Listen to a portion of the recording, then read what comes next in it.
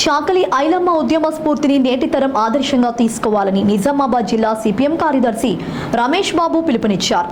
చాకలి ఐలమ్మ 39వ వర్ధంతి సందర్భంగా ఐలమ్మ విగ్రహానికి పూలమాలలు వేసి నివాళులు అర్పించారు. ఈ సందర్భంగా చాకలి ఐలమ్మ భూమి కోసం, భుక్తి కోసం చేసిన ప్రజా పోరాటాలను కొనియాడారు. పేద ప్రజల విముక్తి కోసం కమ్యూనిస్టుల పోరాటాలు కొనసాగుతాయన్నారు.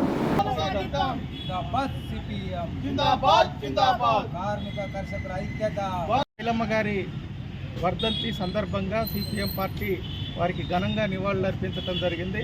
ప్రధానంగా తెలంగాణ రైతాంగ సాయుధ పోరాటాన్ని ఏదైతే ఈ తెలంగాణ ప్రాంతంలో నిర్వహించడం జరిగిందో, విష్ణూర్ రామచంద్ర లాంటి దొరలు నిజాం నవాబుకు వత్తాసు పలుకుతూ బడుగు బలహీన వర్గాల మీద, పేదల మీద దాడులు, దౌర్జన్యాలు నిర్వహిస్తున్నటువంటి సందర్భంలో, వాళ్ళ ఆస్తుల్ని గుంజుకుంటున్నటువంటి సందర్భంలో దున్నేవాడికే భూమి దక్కాలని, అట్లాగే పేదలకి ఈరోజు పండించినటువంటి వారికే పంట దక్కాలనేటువంటి ఆలోచనతోటి చిట్యాల ఐలమ్మ గారు ఈ తెలంగాణ ప్రాంతంలో ఉన్నటువంటి పేదలని కూడగట్టి పోరాటం చేసి దున్నేవాడికే భూమి కోసం పోరాటం చేసి త్యాగం చేయటం జరిగింది.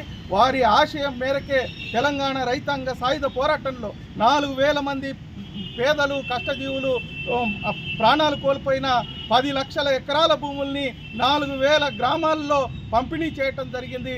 వారి ఆదర్శం నేటికి దున్నేవాడికే భూమి దక్కాలనేటువంటి ఆలోచనతోటి పోరాటాలు సాగుతూ ఉన్నాయి. సిపిఎం పార్టీ చిట్యాల ఐలమ్మ గారి బాటలో ప్రయాణం చేస్తుందని, వారి ఆశయ సిద్ధి కోసం పేదల పక్షాన పోరాడుతుందని తెలియజేస్తా ఉన్నాం.